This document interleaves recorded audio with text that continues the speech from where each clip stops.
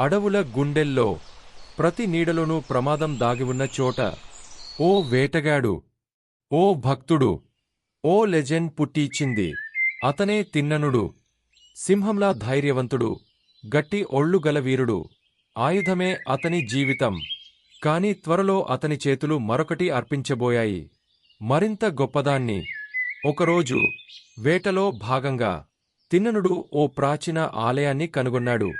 అక్కడ నిలిచి ఉన్న శివలింగం శాంతంగా, శక్తివంతంగా ప్రకాశించేది. సంప్రదాయాలు తెలియకపోయినా అతని గుండె భక్తితో నిండిపోయింది. తన వేటలో పట్టిన మాంసం, తన నోటితో తెచ్చిన నీరు, అడవిలో తెచ్చిన ఆకులు ఇవే అతని సమర్పణ. ప్రపంచానికి అది విచిత్రంగా అనిపించినా భగవంతునికి అది పవిత్రమైనది. కాని భక్తికి పరీక్ష తప్పదు. శివలింగం కన్నునుంచి రక్తం కారడం ప్రారంభమైంది. తిన్ననుడు ఉరుకులు పరుగులు తిరగవచ్చాడు, తన స్వామిని కాపాడేందుకు. తిన్ననుడు తన కన్నును పీకి శివలింగంపై ఉంచాడు. కాని రక్తస్రావం ఆగలేదు. మరో కన్నునుంచి కారడం మొదలైంది. దివ్య దర్శనం మాయమైంది. కాని భక్తి మిగిలిపోయింది.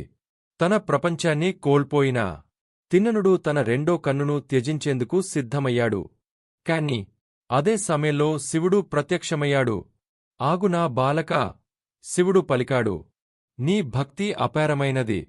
ఈ రోజునుంచి నీవు తిన్ననుడు కాదు, నీవు నా ప్రియ భక్తుడవైన కన్నప్ప.